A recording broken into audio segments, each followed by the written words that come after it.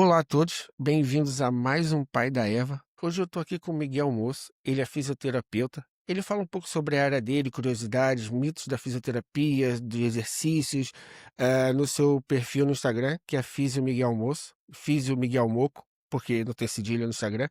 Ele também é ator do livro Endireita-te. Vocês podem achar esse livro na Amazon e em outras lojas, e enfim, vou deixar todos os links aqui na descrição. Ele também atende presencialmente em Oeiras, na Físio Moço, que é fisiomoco.pt. E, e você pode chegar lá atender presencialmente, ou você também pode entrar no site e ser atendido online. No final, a gente deixa melhor essas informações e também aqui nos links na descrição. Miguel, seja bem-vindo, tudo bem? Tudo bem, muito obrigado pelo convite. Muito obrigado pelo convite, Caio. É um prazer estar aqui. Obrigado por ter aceitado, por ter colocado seu tempo aí para a gente trocar essa ideia. Miguel, a gente começar, eu estava fuxicar no site, né, de vocês, que eu fiz o moço, e eu vi uma frase que eu falei, pô, me chamou a atenção, que está escrito assim: queremos ajudar as pessoas a viverem sem medo de se mexer. Da da da onde qual é a origem dessa frase? O que que essa frase que diz é tão pequeno, mas diz tanta coisa, como é que o Miguel chegou a esse conceito? Essa frase vem da prática clínica no meu caso, há mais de 15 anos, porque eu vejo que com o passar do tempo, as pessoas que têm dor vão fazer daquilo que toda a gente, que eu acho que é perfeitamente aceitável fazer, que é, eu tenho uma dor que me surge a levantar um peso, a baixar, a dobrar as costas. E o que é que eu faço? Aquele movimento provocou-me dor, então eu vou evitar aquele movimento nos próximos dias. E isso faz todo o sentido. O problema é quando essa proteção se mantém, mesmo depois da pessoa teoricamente já não ter nenhum desconforto, ou que a lesão, entre aspas, ou a lesão, ou alguma situação que tenha provocado aquela dor, tenha desaparecido. E muitas pessoas têm aquilo que nós chamamos, portanto, no meio, da saúde, que é cinesiofobia, que é medo de se mexer. E é daí que vem. Ok, eu não conhecia esse termo, mas isso me fez, quando eu li, fez lembrar das vezes que eu tive dores na vida, né? Eu já tive algumas dores já magoei o pé a correr, a treinar corrida, né? Já magoei o pé, tive que ficar de muleta, mas nesse processo todo, eu mesmo, foi o máximo que eu cheguei de ser um atleta profissional, porque foi quando eu tive essa lesão. Eu realmente pensei, se calhar é assim como se sentem os jogadores da bola quando eles voltam depois de uma lesão e eles falam: a gente tem que se acostumar porque a gente tem medo. E era realmente isso. Eu, quando, digamos assim, recebi a alta, quando eu fui voltar à prática dos exercícios, eu ficava com medo de me lesionar novamente. Então, assim, é tanto antes, quando você tem a lesão, você fica sem se mexer e você também acaba atrofiando, não sei se essa é a palavra certa, mas Sim, sim. também no pós é você ter a confiança de exercer o movimento completo também, né? Tem tudo isso. Em que momento é, isso também agora para desmistificar um pouco, porque a gente tende a procurar o fisioterapeuta só depois das lesões. É normal, ser humano é só quando dá problema. Ah, mas em que casos a gente deveria, segundo o Miguel, talvez procurar um fisioterapeuta antes, em que não somente se forem atletas, ou que tipos de pessoas com tipos de rotinas seria interessante irem atrás de um fisioterapeuta para ajudar. O Miguel tem algum perfil assim para traçar das pessoas que precisariam como prevenção, é isso que eu quero dizer. Sim, depende de que tipo de pessoas é que nós estamos a falar, como tu estavas a dizer, e bem. Se nós estivermos a falar de um atleta, em que o objetivo é performance desportiva, neste caso, então convém o fisioterapeuta estar sempre presente, porque não só trabalha na questão da redução do risco de ter uma lesão, não se fala em prevenção, porque prevenção é redução do risco a 100%, e isso não existe.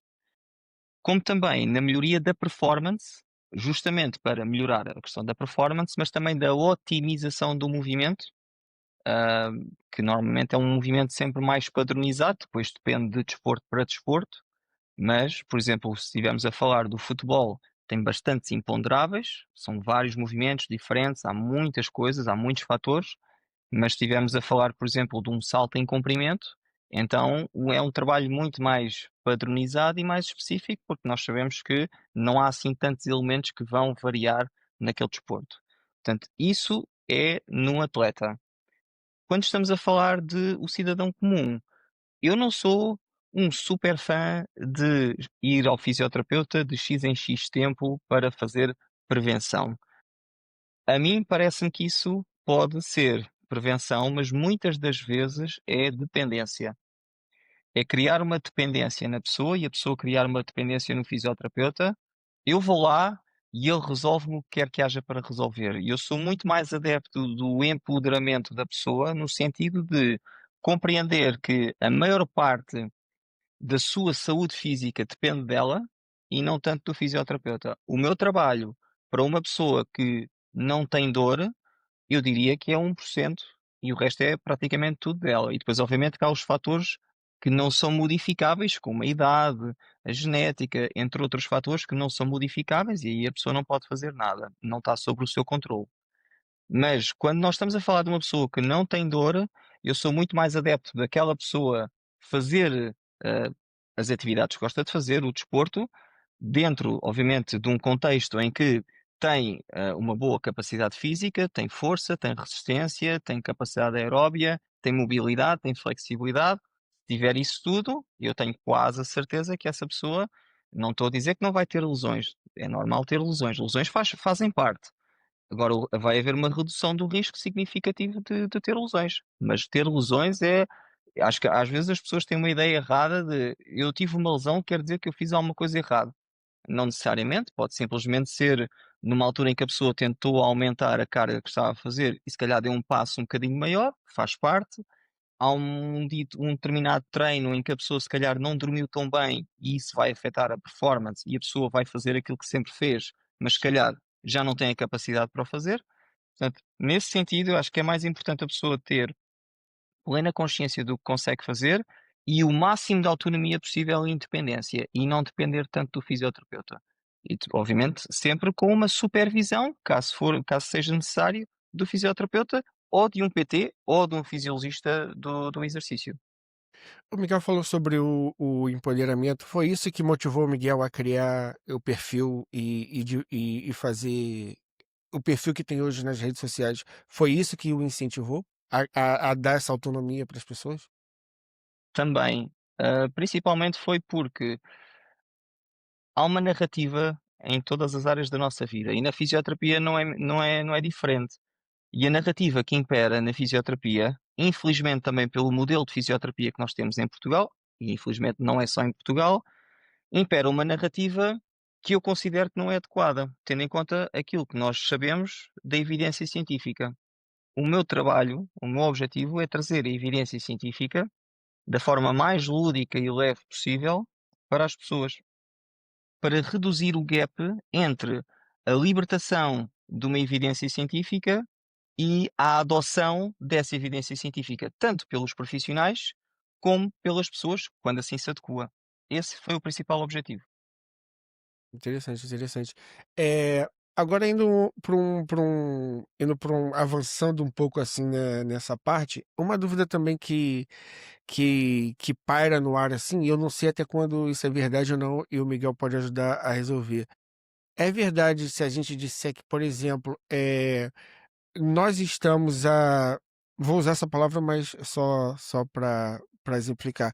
Nós estamos a estragar nosso corpo mais cedo do que, ou seja, as pessoas hoje têm mais lesões mais cedo do que antigamente. Isso existe realmente ou isso não é um dado científico? Eu acho que é muito arriscado nós dizermos isso. Porquê? Porque o estilo de vida hoje das pessoas é bastante diferente e a quantidade de atividade física que as pessoas fazem também é diferente. O tipo de desporto e de atividade física que as pessoas fazem também é diferente. Se nós pegarmos, por exemplo, na corrida, A quantidade de pessoas que hoje corre, e ainda há pouco tempo tivemos um Ironman aqui em Cascais, que é um triatlo, para quem não sabe, um triatlo gigante. Portanto, são 3,8 quilómetros de natação, acho que 180 quilómetros de bicicleta e uma maratona, portanto 42 quilómetros. Isso é o Ironman, se não me engano, peço desculpa se estiver-me a enganar nas distâncias. Quantas pessoas faziam um Ironman há 30 anos? Quantas pessoas faziam maratonas há 30 anos? Quantas corridas existem hoje em dia que não existiam antes?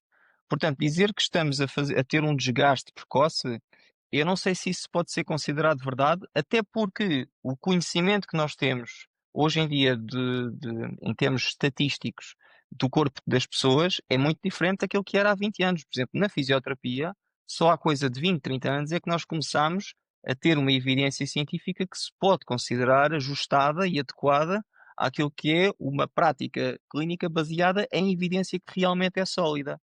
E por isso, o que eu posso dizer relativamente a esse assunto do desgaste é que, e acho que isto é muito importante para quem nos está a ouvir, nós temos a ideia, ou é-nos passada a ideia, que o nosso corpo é como uma máquina. Eu acho que já praticamente toda a gente que está a ouvir já ouviu esta expressão. O nosso corpo é uma máquina e, portanto, também se desgasta. Não é inteiramente verdade. É verdade que se desgasta, mas uma máquina não tem a capacidade de autocura e o nosso corpo tem. Uma máquina, quanto mais for utilizada, hum, mais vai se desgastar e mais rapidamente entra em falência. O nosso corpo não funciona dessa forma. Nós sabemos que nós temos uma janela ótima, uma espécie de uma zona Goldilocks. Para quem não conhece a expressão, é aquela história de infantil em que a menina dos cachinhos dourados, em que vai passear pela floresta, encontra uma casa onde que é a casa da família dos ursos, em que tem a sopa, tem três sopas, uma está muito quente, outra está muito fria e outra está exatamente à temperatura que ela gosta. Essa é a zona Goldilocks. Nós temos uma determinada zona Goldilocks para cada pessoa em termos de atividade física, vamos dizer assim. Portanto, que varia. Ou seja, para mim, seria incomportável fazer 50 quilómetros de corrida, mas eu consigo fazer 5. 2 quilómetros para mim é super fácil. Então, há ali uma zona Goldilocks que eu tolero e que a partir daí já não é aceitável. O que nós sabemos é, e agora voltando à corrida, por exemplo, houve um estudo muito interessante que nos diz que as pessoas que e estavam a ver joelho, problemas no joelho, artrose no joelho ou osteoartrite no joelho, as pessoas que tinham, que faziam uma corrida moderada, 3 4 vezes por semana, entre isso, tinham uma probabilidade, tinham uma incidência de osteoartrite no joelho de 3,5%. Ou seja, aproximadamente 3 a 4 pessoas em 100 tinham osteoartrite do joelho. Pessoas que corriam moderadamente. Quando pegávamos em sedentários, pessoas que não corriam, que não faziam nada, tinham uma percentagem de osteoartrite de 13% ou 12, tal por cento. E os atletas de elite tinham uma incidência de osteoartrite de 13,5%. O que é que isto nos diz? Pessoas que não fazem nada têm uma alta probabilidade de ter osteoartrite, comparativamente com pessoas que são moderadamente corredoras, e comparativamente com os atletas de elite, portanto, estes dois têm muita probabilidade. Os moderados têm menos probabilidade. E, portanto, isso diz-nos que a solução não está em não fazer nada, em não desgastar, em não usar. A solução está em usar de forma moderada. O que é este moderado? Cada pessoa tem que descobrir. Essa é a beleza. E que também é o desafio, obviamente. O Miguel falou uma coisa que me deu dois pontos aqui. Um deles é, como o Miguel bem disse, atualmente tem muito mais gente na prática de desportos de alta intensidade do que antigamente, e isso é verdade, mas ao mesmo tempo também há muito mais gente sedentária, né? E como o Miguel falou, o número, quanto mais sedentário, maior a probabilidade de alguma lesão ou algum desgaste, e isso faz com que também esse número dizer que estamos a estragar nosso corpo mais cedo, entre aspas, também com mais sedentarismo, esse número com certeza aumenta. Ou seja, então, esse número, se for verdade, ele também está a aumentar às vezes porque as pessoas estão mais sedentárias, não porque as pessoas estão se exercitando mais, talvez. Mas Uhum. isso aí eu não tenho dados, foi uma coisa que eu só ouvi e me pôs a pensar para ver o quão complexo é medir isso também, né? Não deve ser fácil. E outro foi a questão na época que me falaram isso, usaram uma palavra fiche, porque tem a malta que gosta de usar umas palavras fiche, que foi nosso corpo é antifrágil, que foi o que o Miguel bem disse, que é essa questão como se fosse uma máquina realmente assim, mas o nosso corpo, ele quanto mais a gente vai exercitando o nosso corpo, mais ele se adapta, e a Uhum. palavra é essa, ele se adapta àquela rotina. Então, se você está no sedentarismo e você quer correr 5 quilômetros, você primeiro tem que conseguir correr 100. Então, assim, é isso. Você corre 100, seu corpo se adapta, se acostuma, daqui a pouco você corre 200, e aí você vai se acostumando.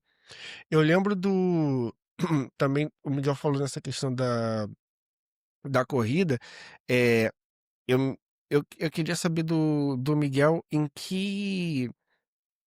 E também se é da sua área esse tipo de análise. Eu lembro que o Ronaldo Fenômeno, não é o Cristiano Ronaldo, o velho. O Ronaldo Fenômeno, ele reclamava que ele, no treinamento dele, ele fazia corridas de longa distância. Quando na verdade ele dizia, mas durante o jogo eu faço alta intensidade e curtas. E ele não entendia porque ele tinha que fazer corridas de longa distância. Hoje isso já mudou. Esse tipo de avaliação para um atleta, isso também é um fisioterapeuta chega nessa área ou isso já é outro tipo de área? De avaliar qual é o melhor eh, treino para, digamos, prevenir o máximo possível o risco de lesões para aquela atividade física. Um fisioterapeuta consegue ajudar. Por exemplo, se eu estou aí no ginásio, o Miguel consegue me ajudar a falar, Caio, tu tá aí no ginásio, então é, toma cuidado com isso, faça aquilo. Isso é também da fisioterapia? É assim, pode ser. Eu não sou da área do desporto e, Ok, portanto, dentro da área do desporto eu não consigo, perdão, dizer qual é o papel de cada profissional. Mas o que eu sei é que dentro de uma equipa médica, de um departamento médico de um clube, hum, pronto, num clube que tenha alguma estrutura, temos fisioterapeutas, temos os médicos, temos fisiologistas do exercício, e portanto, portanto, os fisiologistas do exercício, eventualmente até, não sei se PTs ou técnicos especialistas em exercício físico se também estão contemplados, mas o que nós sabemos, ou preparadores físicos, é mais esse o termo, o preparador físico e o fisiologista do exercício são, acredito eu, as pessoas mais competentes para otimizar a performance.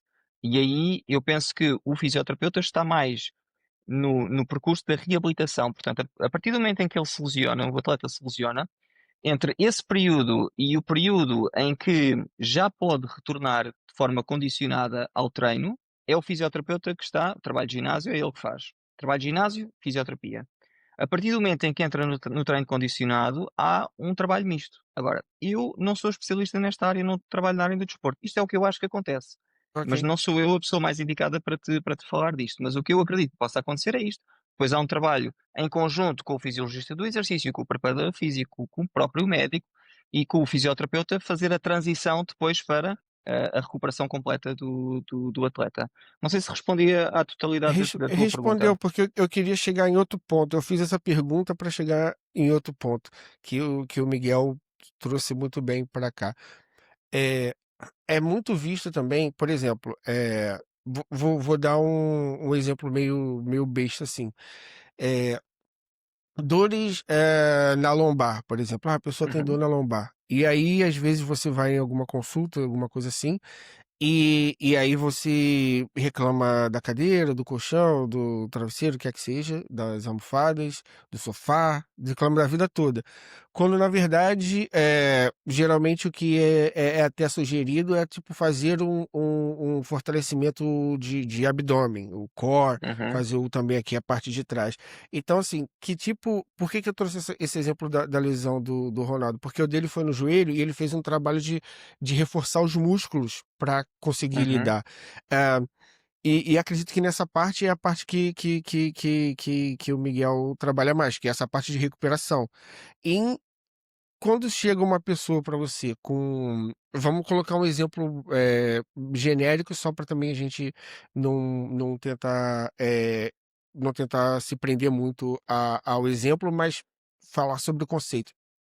Quando a gente Quando chega para você alguém e chega com um tipo de dor, que tipo de avaliação você consegue fazer e como isso funciona para descobrir se aquilo realmente é algo que é um fortalecimento muscular em si, ou se é algo Uhum, na rotina da pessoa? Se é algo que tem que ok. mudar na rotina da pessoa, se é Uhum. algo fisiológico, e quando é os dois, também deve ter. E são várias perguntas dentro de uma só. Deixa-me tentar responder a todas elas. Ok, Relativamente à questão do exemplo do Ronaldo, que falaste da questão do fortalecimento e bem, é bastante diferente. Nós estamos a falar de um atleta e estamos a falar de um cidadão comum. ok. O atleta está otimizado para a performance, ou pelo menos assim deve estar.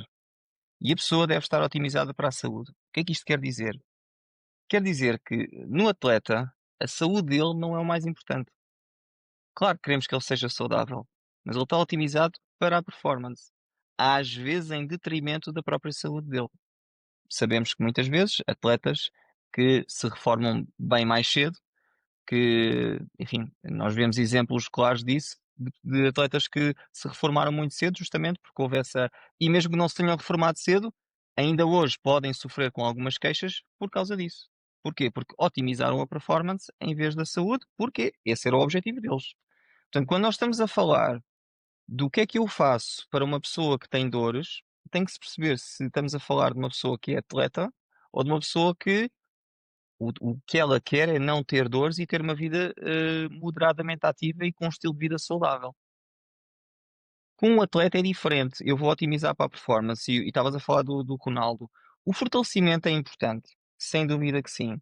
E o Ronaldo precisa de fortalecimento porquê? Porque ele faz uma atividade em que precisa dessa força.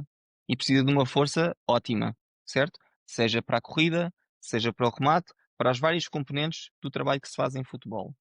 Mas quando eu estou a falar de uma pessoa que tem, por exemplo, uma dor no joelho, a primeira coisa que eu tenho que perceber é que tipo de dor é aquela.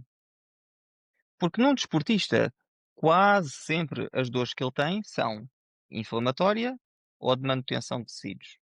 Não há grande variação. Normalmente é isto que acontece, porque normalmente há um mecanismo de lesão, por exemplo, torce o pé, torce o joelho, tem um processo inflamatório, fez uma ruptura muscular, ou seja, é uma coisa bastante tangível, mensurável, que eu consigo inclusive é ver através de um exame, uma radiografia, uma ressonância magnética, uma ecografia. Quando eu estou a falar de uma pessoa que trabalha ao computador 8 horas por dia e começa com dores lombares, sem razão aparente, não faz propriamente grande exercício físico, não houve uma pancada, não houve um traumatismo, isto é completamente diferente. Porque se há coisas que eu vou ter que avaliar aqui e que eu vou ter que ponderar, que eu não pondero no caso do Ronaldo. Eu não pondero se o Ronaldo não tem força muscular, em condições ótimas, obviamente. Eu não pondero se o Ronaldo passa muito tempo sentado e por causa disso está com dores e é uma pessoa sedentária. Se calhar agora é, mas na altura não era. E portanto, a primeira coisa que eu tenho que avaliar de uma pessoa que chega até mim, por exemplo, com dores lombares, é que tipo de dor é esta. Porque se nós tivermos, nós podemos ter, só para tu teres uma noção, Kai, nós podemos ter 8 pessoas diferentes à nossa frente, todas com dor lombar, e a única coisa em comum que elas têm, aliás, têm duas. A primeira é terem dor e a segunda é terem dor na zona lombar. E tudo o resto ser diferente. O mecanismo neurofisiológico por detrás daquelas dores, não quero entrar em grande especificidade, mas há 8. 8. Portanto, há 8 mecanismos. Um é, portanto, neuropático, o que significa que pode ser a típica dor ciática, aquela dor tipo choque, vai pela perna. Portanto, essa é um tipo de dor neuropática, temos dois. E depois temos outros três tipos de dor nociceptiva, temos mais dores nociplásticas, temos de origem não detectável. O que é que eu quero dizer com isto? Não me interessa nada estar a fazer técnicas super especiais ou estar preocupado com o fortalecimento do core, por exemplo, se eu não compreendo aquela dor. Porque se aquela pessoa tem dor porque passa muito tempo sentada, Então ela tem uma dor, vamos imaginar, do tipo química não inflamatória, ou seja, uma dor isquémica, aquele tipo de dor que nós sentimos quando passamos muito tempo parados, sentados, assim, e começamos com desconforto aqui e nas costas. Falta de aporte sanguíneo àquela zona, falta de oxigenação. Eu vou fortalecer o core, claro, eu vou vascularizar, mas o problema aqui não é falta de força. Mais, muitas vezes as pessoas sentem dor e o exercício ajuda, as pessoas começam a fazer exercício e ajuda e acham que porque fortaleceram, melhoraram. Mas nós sabemos que não é preciso fortalecer de facto para as dores melhorarem. Nós podemos simplesmente ter uma coisa que se chama hipoalgesia induzida pelo exercício. O que é que isto quer dizer? O facto de eu fazer exercício liberta no meu corpo coisas como dopamina, que já todos ouvimos falar, serotonina, encefalinas, opioides, a nossa farmácia endógena, ou seja, a farmácia que temos dentro do nosso corpo. E isso faz com que a nossa dor baixe. Não precisando fortalecer, não precisando ganhar mobilidade, não precisando ganhar flexibilidade. Claro, ganhar isto tudo é fantástico, mas nós não podemos continuar a acreditar que as dores só são causadas por fatores mecânicos. Não são. Porque senão todas as pessoas que têm força muscular não tinham dor. A solução não pode ser sempre fortalecer. Embora seja ótimo. Ah, percebi, percebi. Porque, esse também traz uma essa questão do fortalecimento é aquilo, é o que você falou, a pessoa começa, por exemplo, se eu tô aí no ginásio, por exemplo, vou falar o ginásio que é o mais simples de exemplificar. Se eu tô aí no ginásio, é, tô a levantar meus pesos e fazer meu trabalho de atividade física ali regular, 3, 4 vezes na semana no mínimo, tudo bem. Então, se eu tô ainda a sentir dores, então então não, por que que que eu tô a sentar errado, outra pessoa começa a criar coisas, tentar fazer, o nosso cérebro tenta fazer conexões, né? Então a pessoa tenta fazer Uhum, conexões e culpar coisas sem ir atrás da causa. É, uma vez eu ouvi um treinador de fisiculturismo ele falar sobre as posturas. É, ele comentou, por exemplo, uma vez por exemplo, um levantamento de peso livre. Ele comentou que ele tinha um atleta que quando ele fazia esse levantamento, o atleta não fazia a base, digamos assim, corretamente, tipo, by the book. Ele comentou que o atleta tinha o pé do atleta, não sei se era mais para fora ou mais para dentro, e não sei o que. Então o atleta ele ajeitava, fazia aquele levantamento de peso, e se ele fosse por postura, digamos assim, by the book, ali a postura certa, então empina aqui, faz assim aquilo, ele levantava, tipo, dezenas de quilos a menos, tipo 20 quilos a menos, coisas assim. Então, esse tipo também, essa questão da postura versus força, certo, errado, até onde isso vai como uma verdade e como um mito? uhum, Porque digo uhum. imagino eu que como cada um é cada um, no fim das contas, digamos assim, posso estar falando aqui uma besteira agora, meio que cada um vai achar a sua postura certa. É meio por aí ou não? Mais uma vez, estamos a falar de coisas diferentes. Uma coisa é quando eu estou preocupado com a postura para otimizar a minha performance. Ok. Outra coisa é quando eu estou preocupado com a minha postura no dia a dia. A primeira faz sentido haver essa preocupação. Porquê? Porque os nossos músculos têm uma performance ótima com um alinhamento ótimo. Ou seja, quanto maior for o nosso alinhamento, mais força, em teoria, eles vão ter. Por exemplo, o meu bíceps tem mais força nesta posição do que nesta posição, porque aqui ele está alongado e então ele tem força, mas tem menos do que aqui. E aqui tem mais do que aqui. O que é que isto significa? Se eu tiver com o objetivo de otimização de performance, então eu vou ter que ter atenção à questão do alinhamento postural. Qual é o problema? É quando transitamos disto para a vida do dia a dia, em que eu estou preocupado em manter sempre uma coluna direita, justamente para evitar problemas e dores. Quando nós sabemos hoje em dia que hum, não é bem assim. Ou seja, eu se quiser pegar uma caneta do chão, eu não vou precisar de estar direito. Porquê? Porque é uma caneta de poucas gramas e eu posso fazer esse movimento. Aliás, eu devo fazer esse movimento porque tem que, a coluna para se hidratar e para se nutrir tem que mexer. É através do movimento que isso acontece. E os discos, por exemplo, os discos da coluna são, das tais hérnias discais, os discos são pouco irrigados, ou seja, pouco inervados, pouco irrigados. E o que é que isso significa? Que é através da compressão-descompressão que eles são nutridos e que são vascularizados e que são hidratados. Ora, se nós andamos sempre com uma postura muito direita, nós não vamos fazer isso. Pior, vamos estar em contração muscular permanente e isso faz com que provoque dores. A tal dor química não inflamatória que eu falei há pouco, a tal dor isquémica, que é, por exemplo, se eu te pedir, Caio, que tu fiques com a mão assim fechada a fazer força durante 2 horas, o que é que vai acontecer ao teu braço? Ele vai começar a atrofiar e também vai começar a pesar 1 tonelada, né?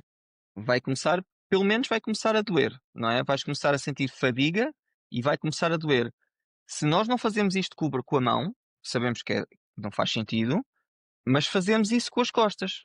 Se a gente tenta ficar direitos, porque nos disseram, alguém nos disse, ou ouvimos em algum sítio, que dobrar as costas é errado.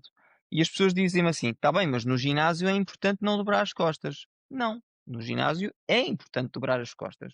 Só que nós temos que ter a noção do que é que nós estamos a fazer no ginásio. Vou dar aqui 2 exemplos muito rápidos. Se eu estiver a fazer um deadlift, se eu estiver a fazer um peso morto, um peso terra, a minha coluna fica direita. Porquê?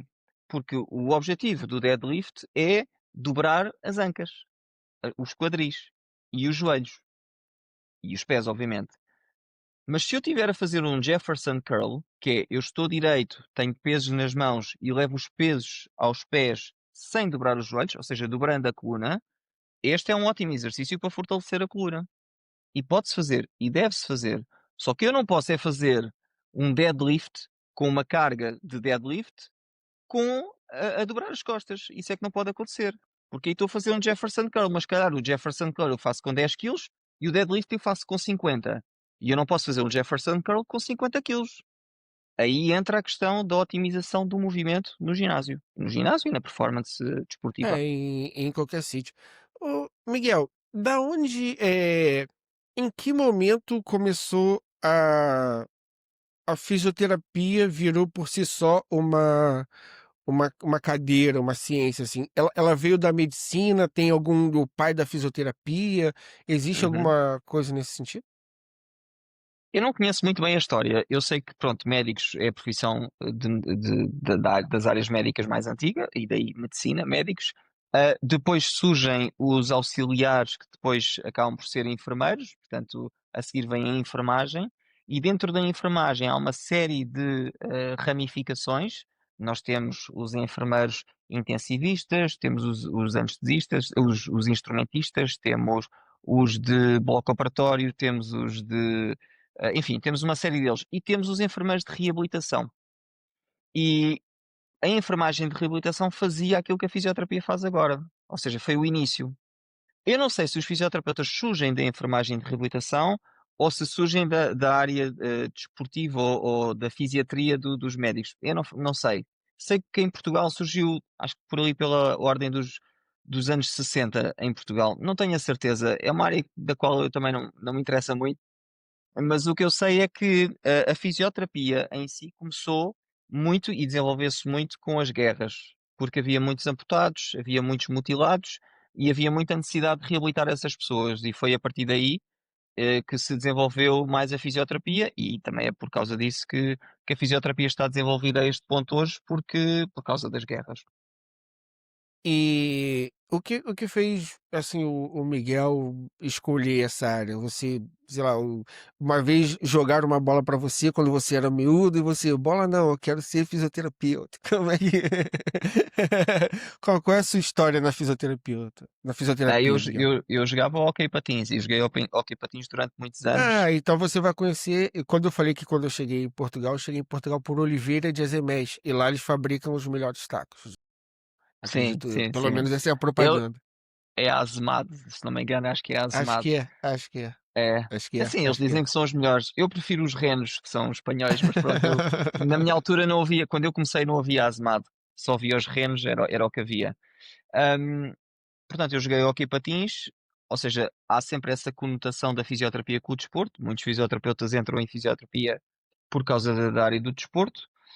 Eu, na verdade, eu sabia criar uma coisa relacionada com saúde. A questão de ajudar as pessoas é algo que me fazia sentir bem. Há sempre essa questão mais egocêntrica da coisa.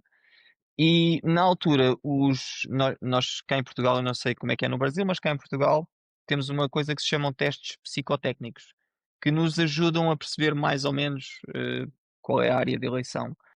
No meu Isso caso, acontece em que deu. altura? Isso você que foi atrás ou a escola que A escola dava, que para alunos que não têm um rumo certo, ajudava nesse aspecto, ali por volta do 11º, por volta dessa altura.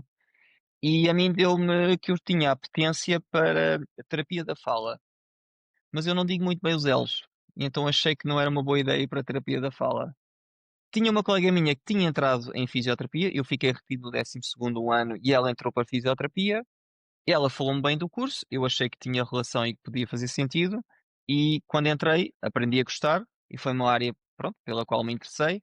Ao início andei um bocadinho mais perdido, não sabia dentro da fisioterapia o que é que haveria de seguir, e depois com o tempo fui percebendo o que é que não queria, fui-me afastando do que não queria, portanto, sem querer, acabei por me ir aproximando daquilo que faço hoje e daquilo que gosto muito. Miguel disse 2 coisas importantes aí, pelo menos que eu levo, assim, para como mensagem e trago para mim também. 2 coisas. Primeiro que é isso, muitas das vezes a gente fica a esperar a paixão perfeita por alguma coisa e se você não se experimentar, você não adianta. Então, o Miguel ter ido atrás acabou se encontrando, mas se você ficasse parado à espera de algo brilhar os seus olhos, talvez você estivesse esperando até hoje ou teria ido para uma coisa que você nem gosta. E outra coisa também é a questão do saber dizer não. Eu sempre comento isso, ou para você saber o que você quer, você tem que saber o que você não quer. Então, quanto mais você souber o que você não quer, mais próximo você consegue estar do que você realmente quer, né? Isso também, você aí na sua história, acredito que trouxe aí um viés de confirmação para essa minha teoria. Miguel, agora, Sim, só um pormenor. Eu acho que eh, há lições que nós não podemos aprender com outras pessoas. Ou seja, são aquelas lições que não é possível ensinar. Ou seja, a pessoa não consegue aprender com a experiência de outras pessoas. Tem que passar pela situação. E aqui eu acho que esta foi uma dessas situações. E eventualmente isso continua a acontecer ao longo da vida. E nós temos que sempre perceber que há situações em que nós realmente podemos aprender com os erros dos outros e com as lições que os outros nos podem dar, mas há lições que não dá. Temos que ser nós a palmilhar o caminho para perceber que aquilo não funciona para nós, ou pelo contrário, que aquilo funciona e depois aí atingimos o jackpot. eu fiz um vídeo, desculpa, eu fiz um vídeo sobre algumas coisas, tipo, de sair de casa, algumas coisas assim. E uma cena que eu falei para complementar tinha a ver com isso, que eu falei, é, você pode tomar esse passo e pode ser que, na verdade, você até tome gosto e se descubra que, ok, que ok, realmente eu tenho que trilhar meu próprio caminho. Então, é um pouco disso, realmente. Essa eu queria trazer agora outra dúvida, Miguel. Vou aproveitar que eu tô aqui, tô essa consulta grátis aqui, vou tirar outra dúvida. É, assim, me gera muita confusão do tipo assim, dependendo do que eu tenho, assim, às vezes mandam, vá pro gelo, ou às vezes, não, bota uma compressa de água quente. Ou então, às vezes, dependendo do que eu falo, para a mesma coisa, mandam diferente, também não sei, assim, é, em que parte que realmente isso é necessário? Digamos assim, mais uma vez, uma pergunta, uma frase meio estúpida para a gente aqui gerar o debate. É, como é que, existe algum alguma regra, digamos assim, isso é água quente e ela vai servir para isso, e isso é para água fria e ela vai servir para aquilo. Aonde que começa um, termina o outro, existe alguma coisa nesse sentido?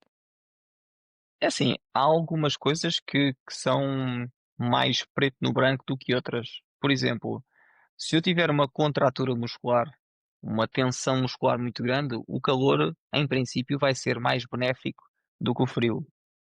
Se eu tiver, dor, hum, ou de uma inflamação ou tiver dor, mas que não é uma contratura, não é um espasmo muscular, o gelo pode atuar melhor, porque é um analgésico natural. Depois há áreas muito cinzentas, por exemplo, uma das coisas e foi o primeiro vídeo que eu fiz que gerou muita polémica, eu explicava que fazer gelo se calhar não é uma boa ideia quando nós fazemos uma entorse do tornozelo, porque vai atrasar o processo de regeneração dos tecidos, porque o gelo tem uma ação, de atraso metabólico, ou seja, reduz a velocidade de regeneração dos tecidos, a velocidade da cicatrização. Esta era a premissa do vídeo. Hoje, fosse hoje, eu não faria o vídeo como o fiz. Porquê? Porque saiu mais evidência científica, porque eu aprofundei um bocadinho mais no estudo, e o que eu tenho vindo a perceber é que o gelo, por exemplo, quando fazemos uma entorse, tem um efeito analgésico, e isso é bom porque reduz a dor. Ou seja, o gelo talvez não tenha assim um impacto tão significativo na cicatrização, em termos de atrasar a cicatrização. Há estudos que dizem que tem um bocadinho de impacto, outros estudos dizem que não tem assim grande impacto. E portanto, quando as pessoas perguntam: "Devo pôr gelo ou não devo pôr gelo?", o que eu digo sempre é: se sentir a necessidade de pôr gelo, porque tem muita dor, porque está muito inchado, porque limita, por exemplo, a caminhada e se puser gelo já consegue caminhar melhor, desde que não abuse, então sim, pode pôr gelo. Mas tem que fazer mais qualquer coisa. O gelo é uma ferramenta, mas que não deve ser a única coisa que as pessoas fazem. Portanto, há questões cinzentas, há outras que são mais preto no branco.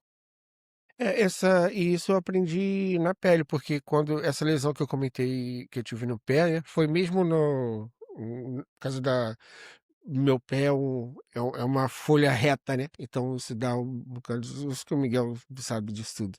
E aí quando eu comecei a sentir a dor, eu botava o que que eu fazia? Eu acho que é bem isso, é o efeito analgésico, porque o que que eu botava? Botava numa bacia de gelo, assim, meu pé para dar uma aliviada na dor, mas aquela inflamação não estava a ser tratada. O que estava a ser feito eram efeitos analgésicos, né?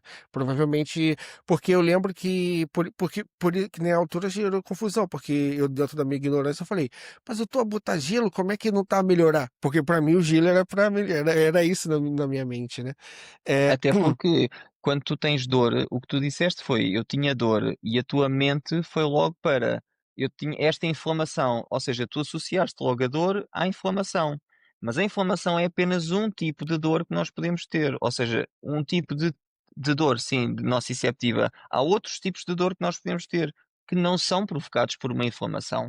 Portanto, nem sempre quando tu tens dor, por exemplo, na planta do pé, como tu estavas a dizer, é por causa de uma inflamação. O gelo vai aliviar a dor, mas há mais qualquer coisa que tem que ser feita e compreender porque é que aquela dor está a aparecer. acho que era só Deus falando para eu continuar sentado à toa na rede e parar de tentar correr. É, por que que Mas estavas a tentar correr, ok, então faz sentido, não é? Faz sentido. Não, não, sim, sim. É porque que, isso eu também nunca entendi direito. Qual é a de quando você termina uma atividade física, agora provavelmente isso é mais para atletas de alta intensidade, eu vejo muito lutador, e que mergulha numa banheira de gelo. Isso é visto que isso que o Miguel falou, o que que eles estão a querer fazer ali? O que que eles estão a ativar fazendo isso? Olha, eu não estou muito por dentro da evidência científica por Ok. detrás dos banhos de gelo, para recuperação muscular. Sei que existe alguma evidência teórica. Ou seja, há um raciocínio, neurofisiológico por detrás dessa aplicação. Na prática, se tem efeito, eu não estou muito por dentro. Eu sei que neste momento é uma trend, é uma moda.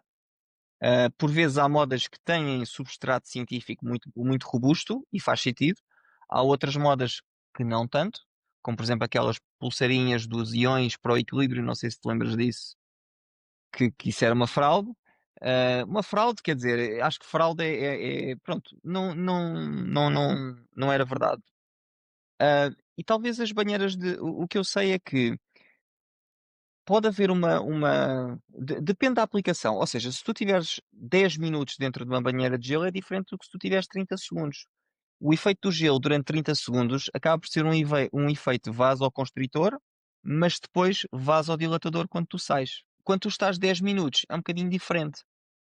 Então a aplicação porque quando nós fazemos os banhos de gelo fazem sentido, temos que fazer muitas perguntas. Para que população, não é? Que tipo, que modalidade de banhos de gelo, não é? Comparado com o quê? Com não fazer nada? Com fazer uma outra recuperação ativa? Não é? Porque nós nunca estamos a comparar fazer banhos de gelo com não fazer nada, porque normalmente nós temos que otimizar o tempo dos atletas, por exemplo. Portanto, eles ou vão fazer banhos de gelo ou vão fazer outra coisa. Não vão fazer banho de gelo ou nada, não é? Portanto, temos que ter isto em conta. Com que objetivo? Qual é o objetivo deste banho de gelo? Durante quanto tempo? Não é? E quando nós respondemos a todas estas perguntas, nós aí conseguimos dizer sim ou não. Ou não sabemos. Mas atualmente quando, por exemplo, eu dei o exemplo do lutador porque foi a primeira categoria de atletas que eu vi fazendo isso. O gajo saía ali de um treino, não sei o quê, e ia, bom, foi o Vanderlei Silva, eu lembro que ele fez isso. Pô, eu lembrei. Falei, caraca, deu até vontade de fazer também, vou fazer isso também. E é o que tu falou da trend, né? Vai, um vai seguindo o outro, sem base nenhuma, só porque sim. E se o Miguel não souber dessa informação, tudo bem. Mas o que que é dito, assim, Vanderlei, pula nessa banheira, para. O que que eles alegam ali? É só eles falam, é para regeneração e pronto. É para Ou, acelerar ou... o processo de recuperação após uma luta. Sim. Ah, É ok, para ok. acelerar o processo de recuperação e de regeneração dos tecidos após uma luta. Sim. Ah, ok, Principalmente, ok. este é um dos objetivos. Sim. Ah, ok, ok, ok. Era isso, saber o Sim. que que a equipe ali Sim. falava pro atleta por, tipo, pula no gelo, por quê? Porque sim, acho que aí ele não ia pular, né? Eu tenho que ter Porque depende uma. depois que se estamos a falar de banhos de gelo ou se estamos a falar de câmaras de crioterapia. Por exemplo, o Ronaldo tem uma câmara de crioterapia, não é? Mas aí que atinge temperaturas, eu não quero mentir, mas são temperaturas mesmo muito, muito, muito, muito baixas, na ordem das dezenas de graus negativos, se calhar até mais. É diferente de um banho de gelo. Um banho de gelo, quer dizer, a água estará talvez a 20 graus negativos. Portanto, isso também é E diferente. qual Portanto, é a nós temos diferença disso? a nível, fisiológico é bastante diferente. Eu não te sei dizer, porque Ok, eu não estudei essa prática. Lá está, se eu estivesse no meio desportivo, eu saberia isso com certeza, porque era uma ok. das coisas que se fazia. Como eu estou noutra área, para mim é muito mais interessante estudar outras questões, porque a São maior parte aqueles sacos. das pessoas que eu trato não fazem isso. São aqueles sacos assim que botam às vezes na perna, ou às vezes a pessoa entra assim e fica gelado, ou é mesmo uma cabine? É mesmo uma cabine. Então já sei qual A é. a É do aquela Ronaldo é mesmo cabine. uma cabine, sim, Ok, sim. ok, E ok. depois há outras opções, há também as câmaras hiperbáricas que lá está também, ou seja, hiperbáricas que têm um nível de oxigênio muito elevado. Hum, Enfim, isso também pode ser, ou seja, é quase como se fosse um acelerador de recuperação, e isso também pode ser utilizado na recuperação, mas lá está, em atletas, para as pessoas ditas comuns, não sei até que ponto é que faz sentido, até porque esses atletas estão super otimizados, não é? E portanto, isso é o extra que se calhar faz a Uhum. diferença. Numa pessoa que não está otimizada, primeiro temos que. Há muita coisa a fazer antes disso. Isso é o 2%. Falta os outros 98%. Eu tô num processo de emagrecimento, né? Eu já nem sei quantos quilos eu perdi, mas eu já tenho aí uns 4 anos que eu venho regularmente no ginásio e tudo mais. E quando alguém. E eu já fui das pessoas que procurava também a cena milagrosa, tá entendendo?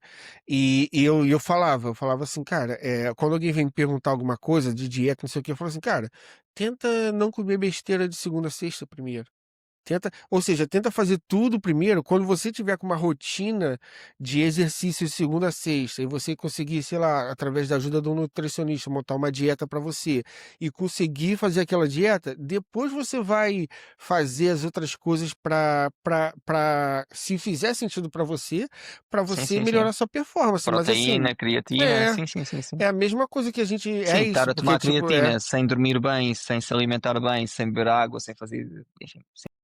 eu lembro que eu falava assim, ó, eu só vou comprar whey e creatina se eu ficar 3 meses ininterruptos indo pro ginásio. Porque aí eu vou ter merecido Uhum. ter esse complemento. Então eu crio esses desafios comigo mesmo, né? Mas Sim. eu vejo Até pessoas que, porque o tipo, não pagaram nem a matrícula do ginásio e já compraram suplementos. eu acho que eu acho que isso é normal. As pessoas querem tentar fazer o máximo possível para ter o resultado o mais rápido possível. É quase como se fosse um atalho, porque, por exemplo, tomar uma scoop de creatina é bem mais fácil do que fazer um treino de 1 hora, não é? Ou ter uma rotina de sono adequada. Mas se as pessoas tiverem uma boa rotina de sono, hum, isso é muito superior à creatina. E se as pessoas tomarem creatina e dormirem mal, não há creatina que valha. Mas tu disseste uma coisa que eu acho que eu tenho uma coisa para te dizer, não me leves a mal, que é não ligues tanto ao peso. Eu percebo a questão do peso e percebo a questão do peso principalmente para pessoas que ou já tiveram excesso de peso durante muito tempo ou tiveram ali um período em que tiveram excesso de peso e isso mexeu também com a parte emocional. Mais importante do que o peso é um bocadinho como o IMC, o índice de massa corporal. Não é que não diga nada, mas não diz muito. Porque, por exemplo, se tu tiveres, quanto é que tu medes? 1,80. Medimos a mesma coisa. Se tu tiveres 80 quilos, estás gordo ou estás magro? Depende, depende, Não diz depende. muito, não é? O peso não diz muito. Eu já tive 80 quilos gordo e agora tenho perto de 80 quilos e não estou gordo. Portanto, o que interessa é quanto é que tens de massa gorda, quanto é que tens de massa magra. Mas eu não sou nutricionista, eu não sou PT, essa não é a minha área, está bem? Mas é muito mais importante tu identificares a massa gorda e a massa magra que tens e guiares-te por aí do que o contrário, porque imagina que tu tens agora 80 quilos e daqui a um mês tens 78 e tu dizes, bacana, perdi 2 quilos. Mas se esses 2 quilos que perdeste foram de massa muscular, Ah, é você perdeu péssimo. bastante coisa, péssimo. É pior do que teres mantido o peso. Sim, sim. Tem dietas que a gente vai indo no caminho assim, né? De que é. Que você, eu já fiz uma que era de um jejum intermitente, chegava a ficar comer uma vez por dia. E realmente ali em 15 dias, num mês, você perde, mas você tá perdendo ali também. Aí você vai na balança, perdi 10 quilos, tá? Mas você perdeu bastante músculo, bastante massa magra. Por quê? Porque você não tá se alimentar. E o músculo depende de uma alimentação, o exercício, rotina, de sono, tudo mais para ganhar mais massa muscular. Então, você às vezes perdeu dois 2 quilos de gordura, mas perdeu às vezes 8 de músculo. Dando só um exemplo, Sim, isso sim, não quer sim, dizer sim. nada. O que eu quero dizer é que não quer dizer nada. Sim. O que me ajudou foi É. parar de procurar coisas mirabolantes.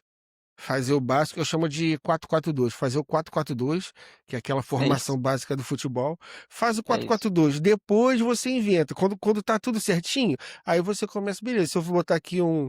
Aí depois você tenta fazer a tática do Guardiola. Mas primeiro, Faz o 4-4-2, não básico. inventa, faz o básico, não tenta sair muito. Miguel, Eu acho que isso é fundamental e para as pessoas que nos estão a ouvir, hum, se- tanto para ganhar, para quem está à procura de ganhar massa muscular, para quem está à procura de perder peso, quem está a tentar ganhar massa muscular, tenta sempre ir pelos suplementos, creatina, consumir mais proteína, sem dúvida que sim. Quem está a tentar perder peso foi o Ozempic, agora é o Monjaro, aquelas, é aquelas verdade. eh, medicações para perder peso. E eu não digo para tomar, eu não sou médico, eu não sou endocrinologista, não sou nutricionista. O que eu acho que faz sentido, de um ponto de vista muito, muito básico, e que isto é transversal a toda a gente, é fazer o básico primeiro. Comer bem, fazer exercício físico, dormir bem, hidratar-se bem, níveis de stress ajustados. Se a pessoa fizer isso e não atingir o seu objetivo num prazo aceitável, 6 meses, 12 meses, então aí faz sentido ponderar essas questões. Se a pessoa não fez isso e já está a saltar para uma whey, para uma creatina, para um monjaro, a mim parece-me precoce, mas lá está, a vida de cada pessoa não é. As vidas são difíceis e as pessoas já têm tantas dificuldades emocionais que não querem que a questão do peso e a questão da saúde física seja mais uma. Já basta os filhos, já basta o trabalho, já basta a família, enfim, há problemas de todas as ordens.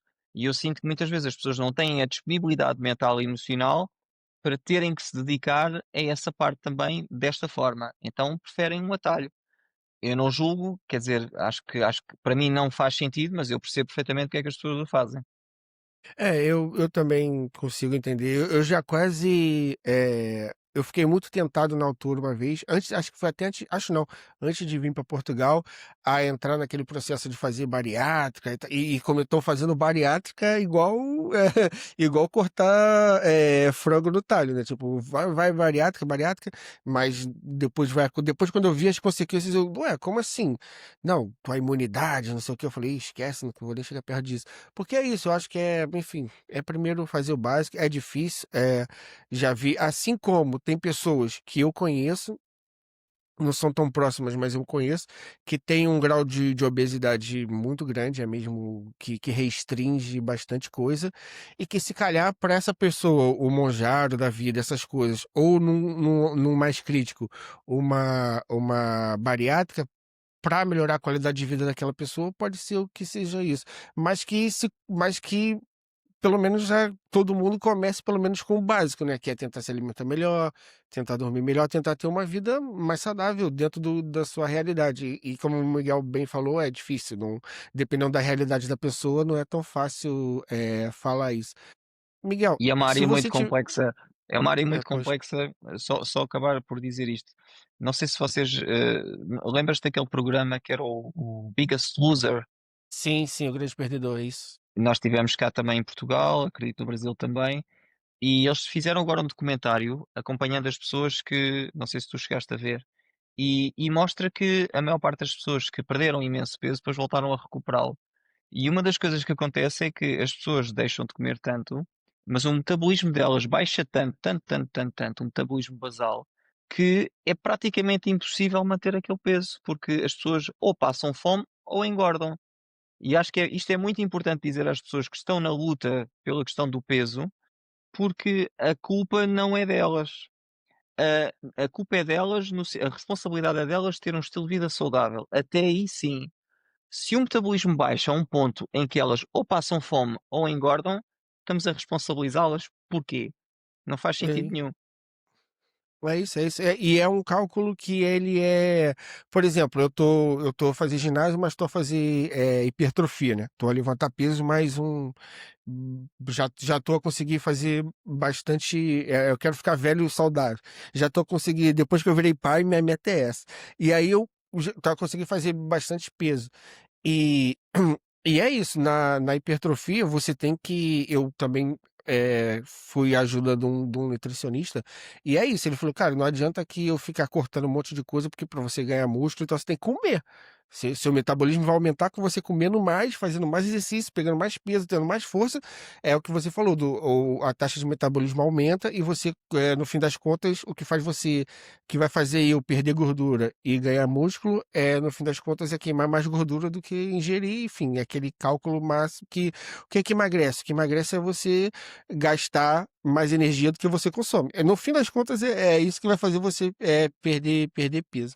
É, Miguel, agora eu vou te fazer uma pergunta e ela é a tom de opinião. Vamos sair aqui da ciência, é uma opinião. Se você tivesse que sugerir, não vou dizer o exercício, mas vamos dizer assim, um grupo de exercícios, uma atividade física que, ok, esse daqui, se eu tivesse que sugerir, se eu tivesse que escolher, pensando numa pessoa normal e na qualidade de vida a longo prazo, qual o tipo, na sua opinião, mais uma vez, eu sei que não é, para você dar sua opinião, é, qual seria essa prática, qual seria essa atividade física? Ou seja, para que a pessoa tenha a longo prazo uma qualidade de vida, ela deve fazer yoga, deve jogar hóquei, deve jogar voleibol, deve fazer natação. Se você tivesse que pegar uma e escolher, na sua opinião, e por quê, qual que seria? Treino de força, sem dúvida. Mas de longe. Treino de força essencial não só por uma questão de dores, controle de dor, liberta todas aquelas substâncias que eu falei há pouco, portanto a curto prazo é bom. Na questão da longevidade também, um dos maiores indicadores é a quantidade de massa muscular. Um dos maiores indicadores de longevidade que nós podemos ter é a massa muscular. Isso pode ser medido através da força de preensão, ou seja, apertar, e através da quantidade de músculo que temos na coxa. Normalmente são dois indicadores que se usam para avaliar a longevidade da pessoa. E, portanto, nesse sentido, o treino de força para mim é fundamental, principalmente quando nós olhamos, se calhar eu estou a ver isto no contexto atual da sociedade, o Sim, que é sim. que falta mais às pessoas? É força, não é? Se nós perguntarmos às pessoas o que é que lhes, qual é a principal dificuldade delas, elas vão dizer provavelmente às vezes que é mobilidade ou que é flexibilidade, sem dúvida que sim. Mas nós no treino de força conseguimos ganhar mobilidade e também conseguimos ganhar flexibilidade se fizermos um treino de força em grande amplitude. Por exemplo, se eu fizer um lunge, uma perna à frente, outra atrás e agachar, se eu afastar um bocadinho as pernas, vou ganhar força, mas à medida que eu vou afastando mais o pé um do outro, eu vou ganhando essa mobilidade e anca e flexibilidade dos músculos. Portanto, nós conseguimos integrar no treino de força todas as outras componentes de mobilidade e de flexibilidade. Claro que se puderem fazer uma corridinha de vez em quando, dependendo daquilo que é o vosso objetivo, mas de mais intensidade ou de menor intensidade, mais rápido ou mais devagar, sem dúvida que sim.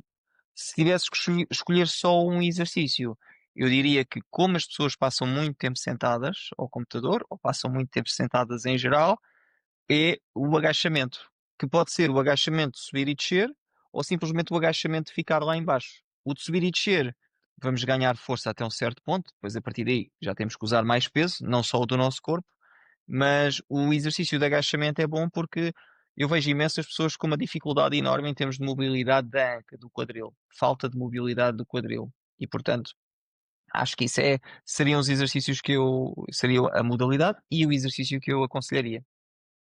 Fiz. Porque uma coisa do que você falou aqui que me chamou, que eu falei, isso foi algo que pelo menos eu nunca tinha percebido isso e nunca tinha ouvido falar, que é a questão, você falou da coluna também, né?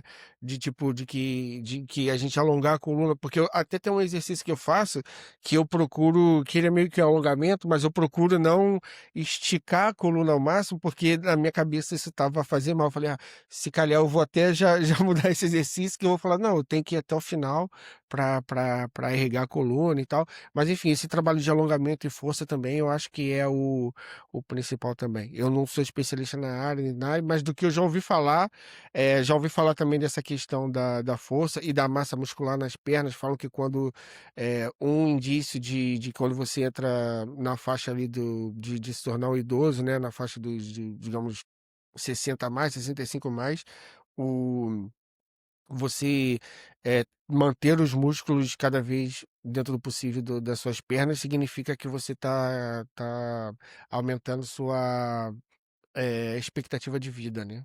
Pelo Sim, menos eu para acho que às essa vezes questão. a gente complica um bocadinho.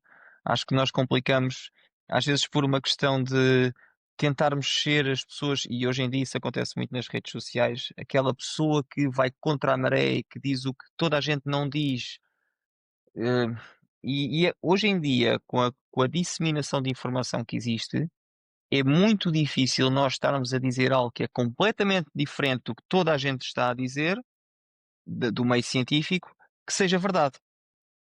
Porquê? Porque toda a gente tem acesso aos mesmos estudos e toda a gente vai beber da mesma fonte. E, portanto, se eu encontro uma pessoa a dizer que a pior coisa que as pessoas podem fazer é correr, como eu já vi médicos a dizer, um médico, aliás, a dizer, não interessa se é médico, mas foi um médico que disse isso, porque estraga os joelhos. Quer dizer, a evidência científica mostra que a corrida tem um efeito protetor nos joelhos, desde que de forma moderada, de acordo com a capacidade que a pessoa tem.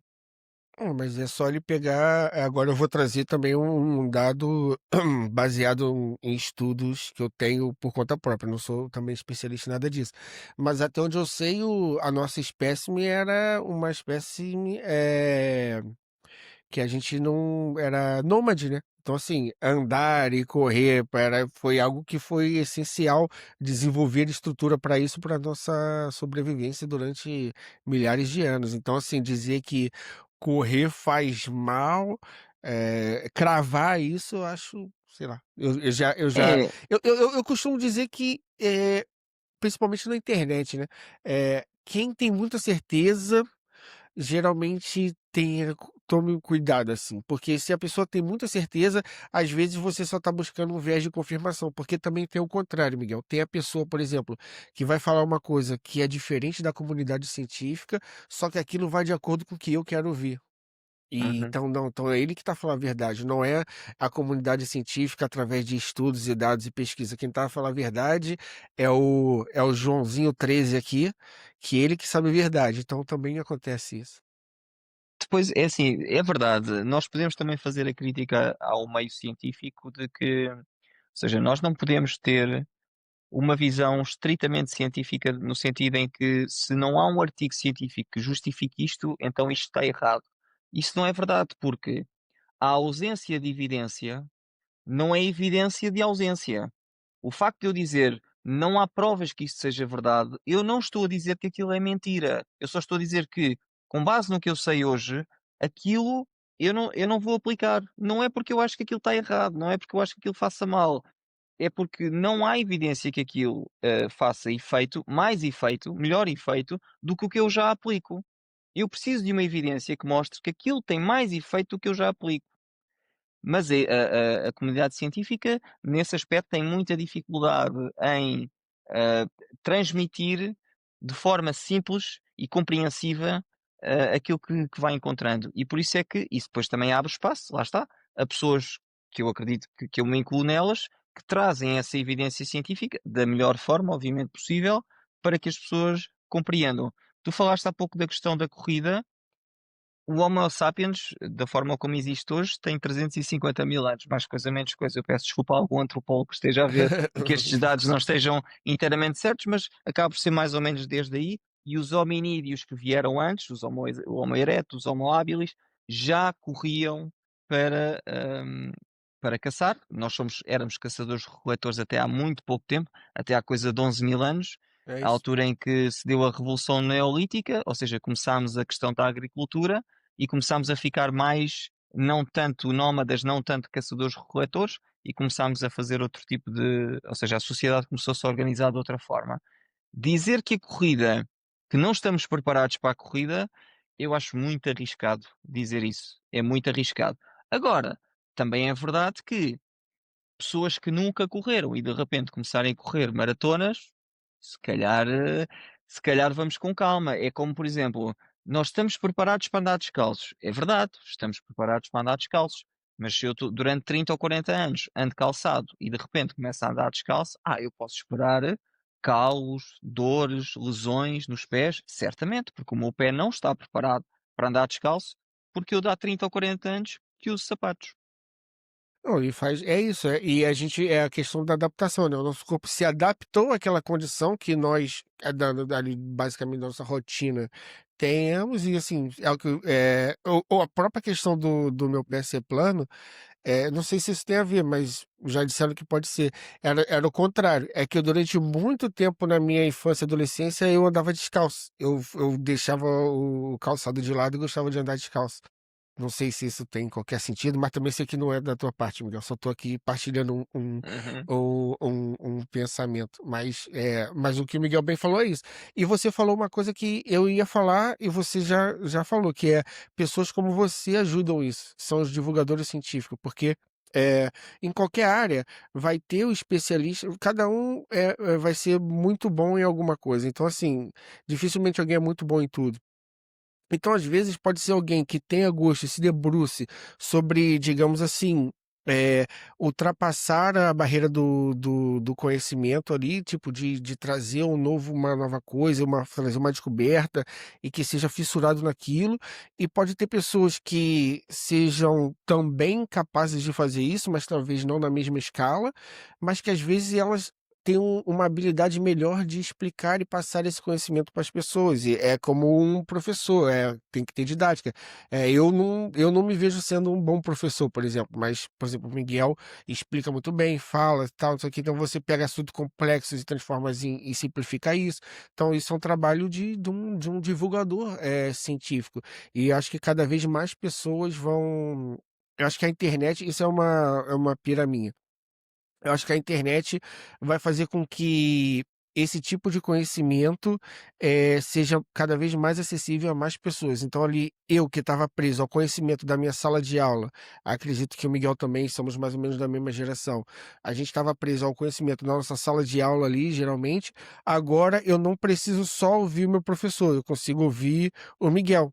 E eu falo: "Pô, eu vou consumir aqui o Miguel também, porque ele explica de uma maneira mais fácil, e aí você vai ter uma que as pessoas vão poder se adaptar ao tipo de qual a maneira que elas gostam de receber a informação. Se é pegando um livro e ler um livro de 1000 páginas, ou se é assistindo esse podcast, ou vendo reels, ou qualquer outro tipo de coisa para também se alimentar ali de certa forma de um conhecimento. Não sei se faz sentido, mas eu tenho essa essa viagem, assim, para o futuro.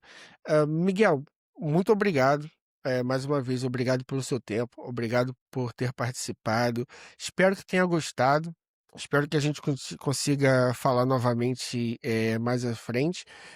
Vou deixar agora esse espaço para você falar um pouco sobre o seu trabalho, como as pessoas que estão a nos ouvir conseguem indicar alguém ou elas mesmas irem atrás aí do serviço que você possa que você tem. Faz o seu momento jabá, fala aí um pouco sobre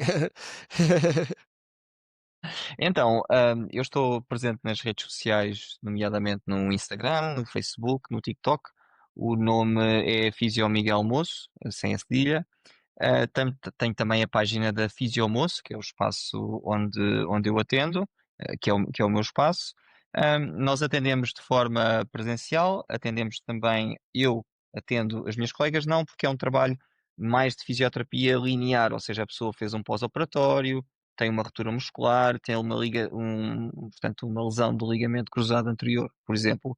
E então esse trabalho é mais direcionado e, portanto, mais presencial.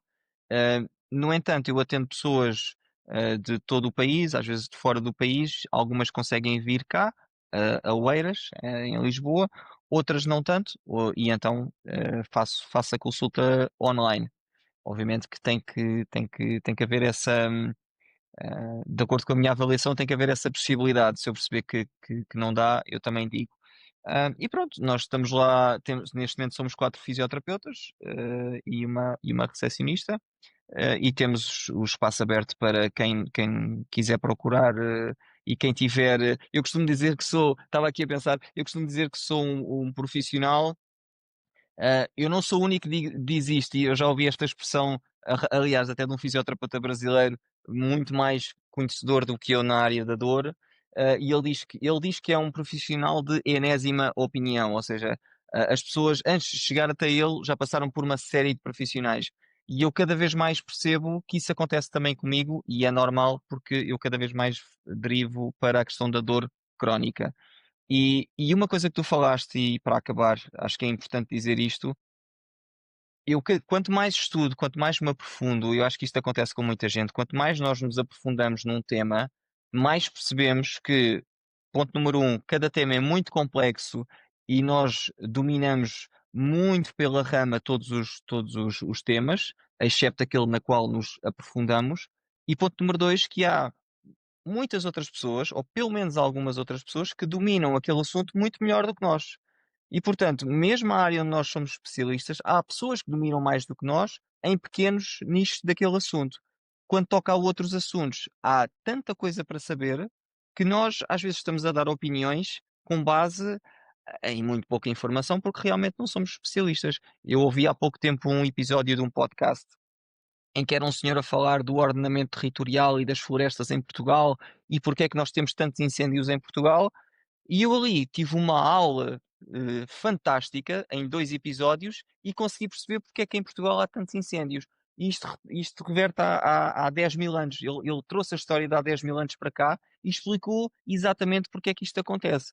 E quando nós ouvimos políticos a falar na televisão, quando ouvimos influencers a falar nas redes sociais sobre um determinado assunto e nós sabemos que eles não dominam aquele assunto, porque é impossível uma pessoa dominar 7 ou 8 assuntos do qual fala. Quer dizer, é impossível. Nós vemos comentadores na televisão que falam de futebol, de política, de questões sociais, questões económicas, e nós pensamos, esta pessoa ou é um crânio, ou então não sabe do que está a falar. E na maior parte dos casos, é esta segunda. É, porque são poucos crânios que tem na humanidade, né? Senão não seria bem por aí. Então, pô, obrigado, Miguel. Bem dito o que você falou. Eu vou. Eu tenho com vontade de estender mais esse assunto, mas é bom que fique esse gostinho para uma próxima Uma conversa próxima também. É oportunidade. isso, é isso. Então é isso, Miguel. Muito obrigado. Eu vou deixar todos os links Obrigado aqui eu. do Miguel na descrição, redes sociais, como entrar em contato, o site, o link pro livro na Amazon, tudo isso. Se tiver outras coisas, Miguel, também fica à vontade, eu coloco aqui. Então, você que assistiu até aqui, deixe seu like, comente o que você gostou, o que você não gostou, discorde da gente, concorde. Partilhe com outras pessoas e também se inscreva no nosso canal. Até o próximo e valeu! Obrigado.